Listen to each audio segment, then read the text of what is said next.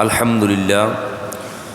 উপস্থিত সম্মানিত মুসল্লিয়ানি কেরাম, পর্দার অন্তরালে শ্রবণরতা পর্দানুশীল মা ও বোনেরা, আল্লাহ পাক সুবহানাহু ওয়া তাআলার শাহেনশাহী দরবারে শুকরিয়া আদায় করে নিচ্ছি যে মহান রব্বুল আলামিন অত্যন্ত দয়া করে মায়া করে আমাদের হায়াতে বরকত দিয়ে আজকের পবিত্র জুমার দিনে জুমার নামাজ আদায় করার নিয়তে আল্লাহর ঘর মসজিদে সমবেত হওয়ার সুবর্ণ সুযোগ আল্লাহ তাআলা আমাদেরকে দান করেছেন।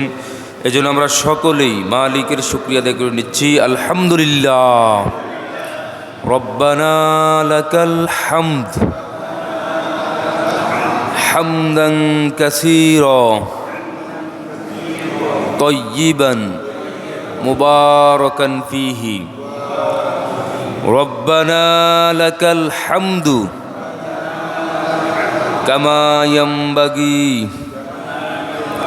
লিজালালি ওয়াজহিকা ওয়া আযীমি সুলতানিক। আল্লাহ পাক সুবহানাহু ওয়া তাআলা আমাদের নামাজ সহ সকল নেক আমলগুলো কবুল করুন, সকলে আমিন বলুন।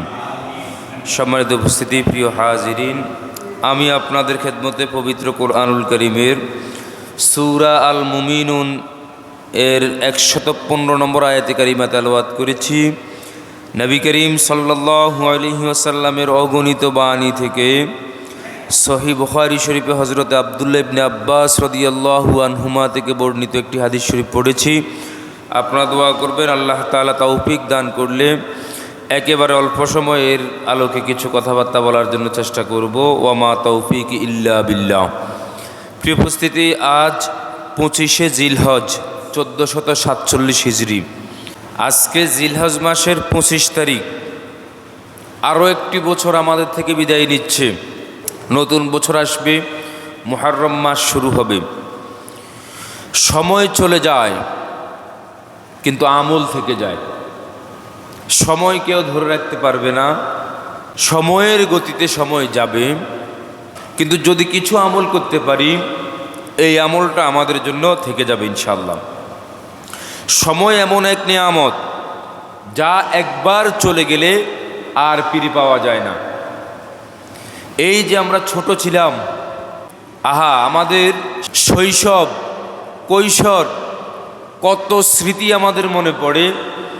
আমরা মনে মনে ভাবি, যদি সম্ভব হইতো আমরা এখন আবার সেই শৈশবে চলে যেতে চাই, যদি সম্ভব হতো আমরা এখন আবার সেই কৈশোরকালে চলে যেতাম, যদি সম্ভব হতো আমরা আমাদের পড়ালেখার জমানায় ফিরে যেতাম।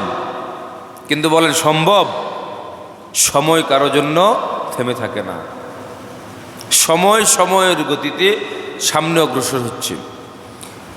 আমরা গাফেল, আমরা নির্বোধ, আমরা সময়কে কাজে লাগাইতে পারতেছি না, আমাদের সময়টা অহেতুক যাচ্ছে। সম্মানিত উপস্থিত প্রিয় হাজিরিন, বছর ঘুরে আমাদের থেকে 1447 হিজরি বিদায় নিচ্ছে। একেবারে কাছাকাছি 1448 হিজরি শুরু হবে ইনশাআল্লাহ। আমরা মৃত্যুর দিকে এক বছর অগ্রসর হয়ে গেলাম, আমরা কিয়ামতের দিকে এক বছর অগ্রসর হয়ে গেলাম। আমরা আমাদের বিবেকের কাছে একটা প্রশ্ন করি, এই গত হতে যাওয়া একটি বছর, এই বছরে আমি কি করলাম? আমার সময়টা কি আমার জন্য সাফল্য নিয়ে আসছে, নাকি আমি সময়টা নষ্ট করে আমি ক্ষতিগ্রস্ত হয়ে গেলাম? নিজেকে নিজে প্রশ্ন করি, নিজের বিবেকের কাছে এই প্রশ্নটা রাখি। সময় নামের অমূল্য সম্পদের মাধ্যমে আমরা কতটুকু উপকৃত হতে পারলাম? সম্মানিত উপস্থিত প্রিয় হাজিরিন, এই দুনিয়ার হায়াত চলে যাবে, একদিন শেষ হয়ে যাবে। আমরা যদি ভাবি সামনে একটু সময় পাবো ইনশাআল্লাহ, এরপরে আমি আমলের দিকে অগ্রসর হয়ে যাব, ভালো হয়ে যাব, সব কিছু ছেড়ে যাব, আগামীর চক্করে পড়ে শয়তান আমাদেরকে দুনিয়ার চাকচিক্যের মধ্যে ধোকায় ফেলে রেখেছে। আগামীর চক্করে পড়া যাবে না। সামনে করব, সামনে আমল করব, সব গুনাহের কাজ ছেড়ে দিব, ভালো হয়ে যাব। এই যে একটা আগামীর চক্করে পড়ে আছি আমরা, এতে আমরা আমাদের মূল্যবান সময়টা নষ্ট করে ফেলছি। সূরা আল মুমিনুনের 115 নম্বর আয়াতে কারিমায় আল্লাহ তাআলা ইরশাদ করেন, আফাহাসিবতুম আন্নামা খলাকনাকুম আবাসাহু ওয়া আন্নাকুম ইলাইনা লা তুরজাউন।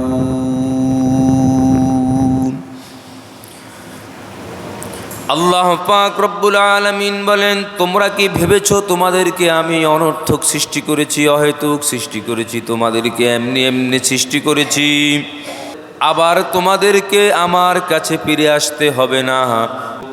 আল্লাহ তাআলা আমাদেরকে দুনিয়ার মধ্যে সুনির্দিষ্ট একটা হায়াত দিয়ে দিয়েছেন।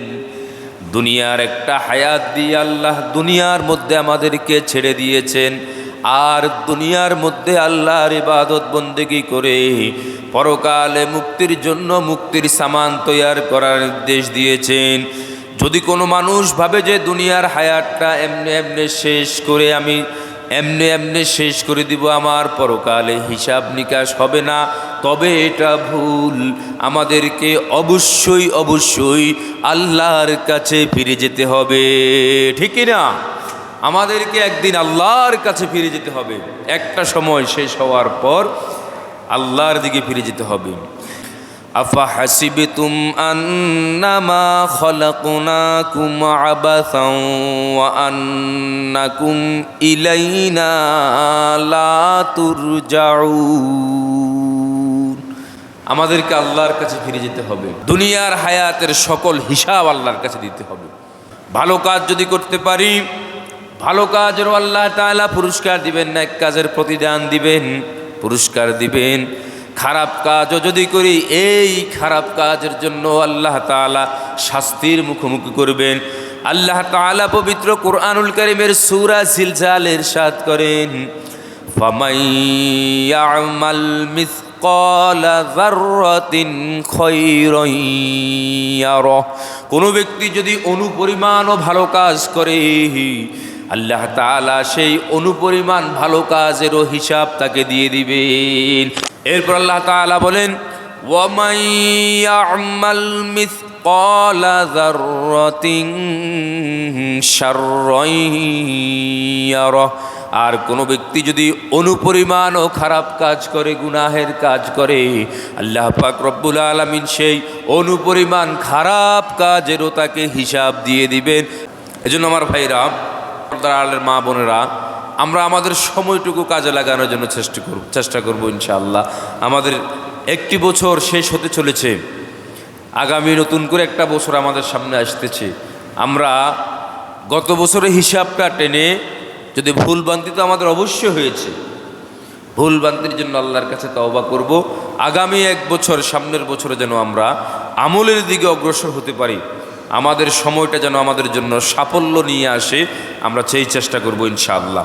সম্মানিত উপস্থিত প্রিয় হাজিরিন, সহিহ বুখারী শরীফে হযরতে আব্দুল্লাহ ইবনে আব্বাস রাদিয়াল্লাহু আনহুমা থেকে বর্ণিত আমি যে হাদিসটি আপনাদের খেদমতে তেলাওয়াত করেছি, আন ইবনে আব্বাস রাদিয়াল্লাহু আনহুমা قال, হযরতে আব্দুল্লাহ ইবনে আব্বাস রাদিয়াল্লাহু আনহুমা থেকে বর্ণিত, তিনি বলেন, قال রাসূলুল্লাহ সাল্লাল্লাহু আলাইহি ওয়াসাল্লাম, রাসূলুল্লাহ সাল্লাল্লাহু আলাইহি ওয়াসাল্লাম বলেছেন, নি'মাতানে মাগবুনুন ফীহিমা কাসীরুম মিনান নাস।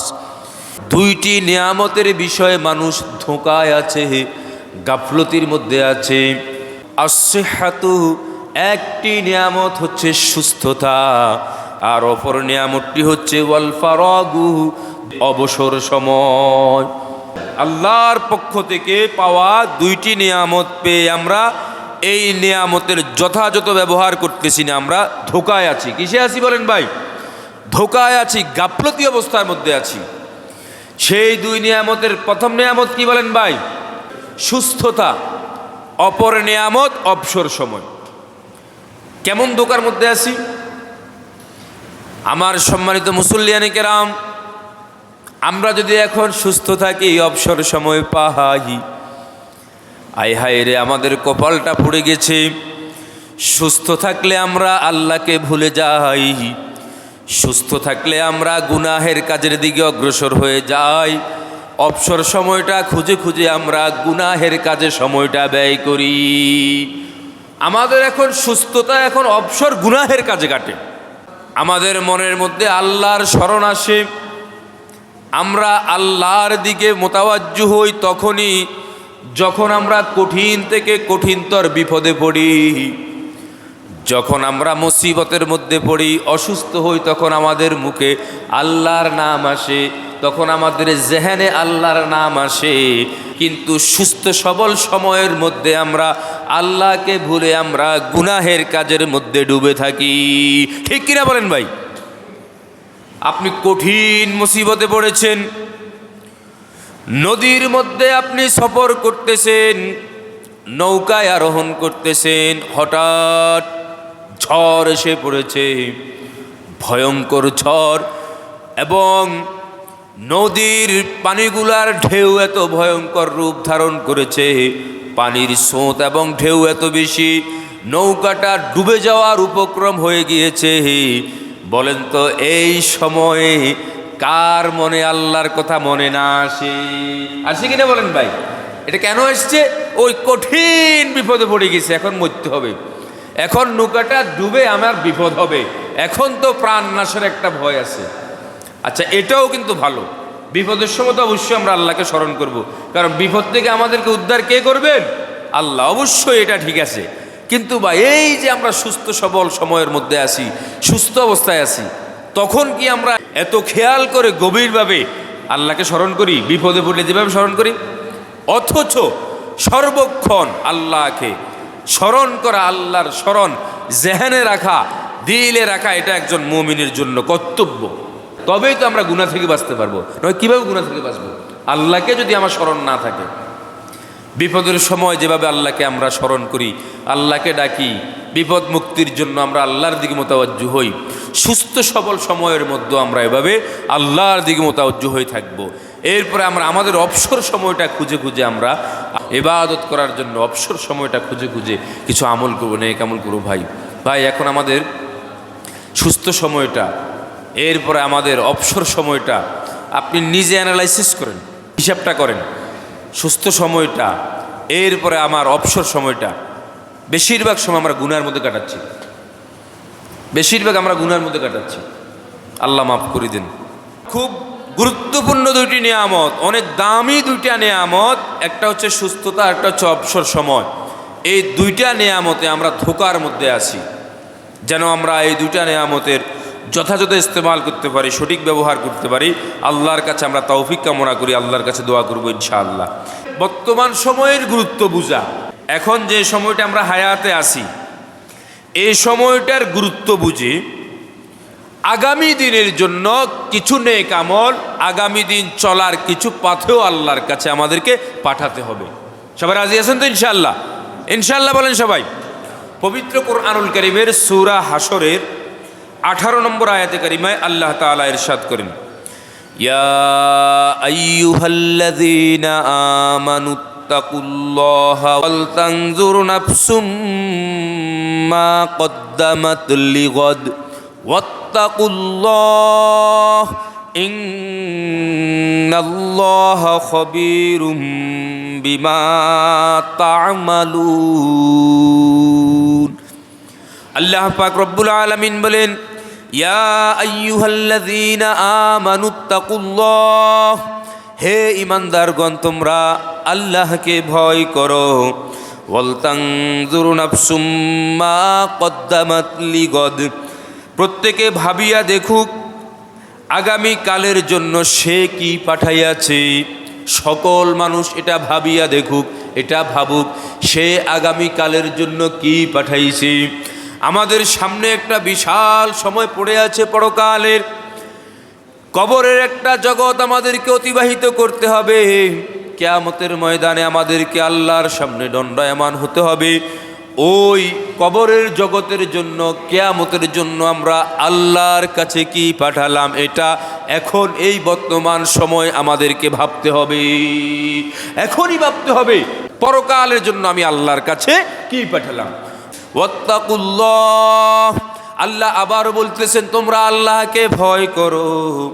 ইন্নাল্লাহা খবীরুম বিমা তা'মালুন, নিশ্চয় তোমরা যা যা করো আল্লাহ সব বিষয়ে খবর রাখেন। আল্লাহ জানেন কিনা বলেন ভাই?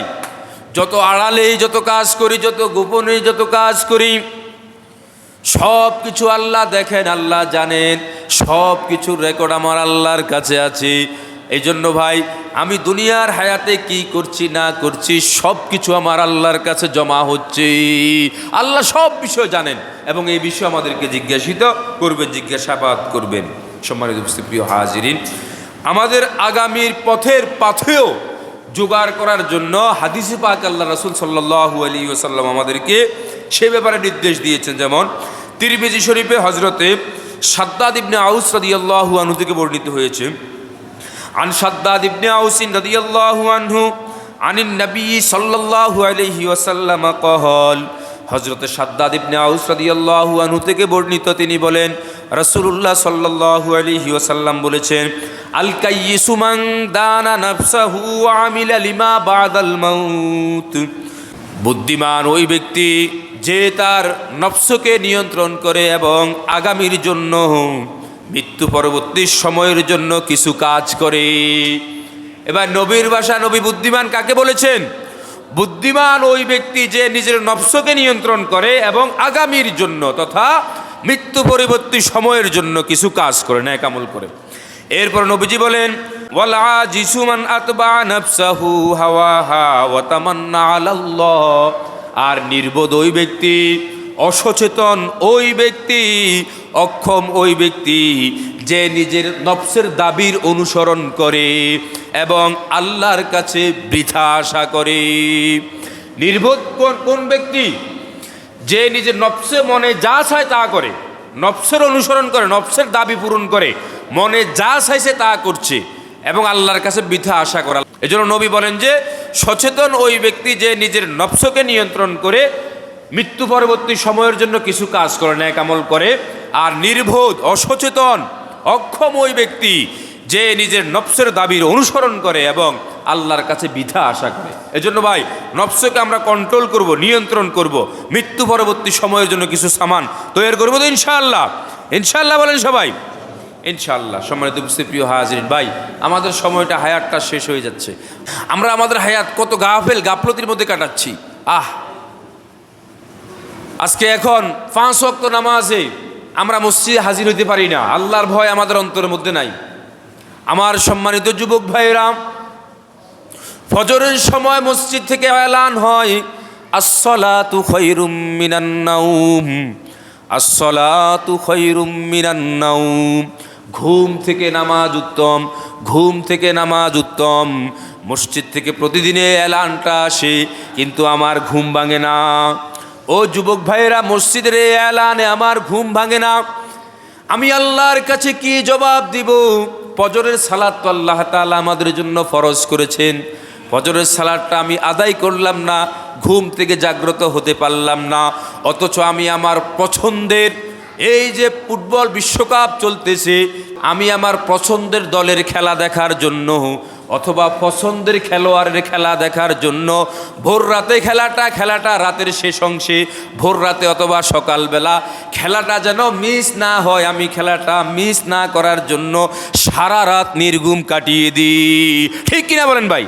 সারাটা রাত নির্ঘুম কাটিয়ে দিচ্ছি।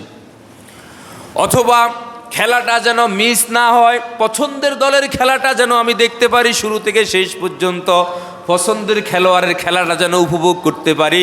একটা না, দুইটা না, কয়েকটা অ্যালার্ম দিয়ে রাখি যেন আমার ঘুমটা সহজে ভাঙে। ঠিক কিনা বলেন ভাই? এই যুবক ভাই, এবার আপনি বলেন, আপনার কাছে আমার এই প্রশ্নটা, আপনি আপনার পছন্দের দলের খেলা দেখার জন্য, আপনার পছন্দের খেলোয়াড়ের খেলাটা উপভোগ করার জন্য কতগুলো অ্যালার্ম দিলেন? অথবা আপনি খেলাটা শুরু থেকে শেষ পর্যন্ত দেখার জন্য সারা রাত জাগি রইলেন। খেলাটা যদি 3টা হয়, 4টা হয়, আপনি সারা রাত জাগি রইলেন। আপনি এরপরে খেলাটা উপভোগ করলেন, এখন আপনি ফজরের সালাত আপনার উপর ফরজ, আল্লাহ ফরজ করছেন, আপনি কি এতগুলা প্রস্তুতি নিয়ে ফজরের নামাজ আদায় করার জন্য পুরোটা রাত নির্ঘুম কখনো কাটাইছেন?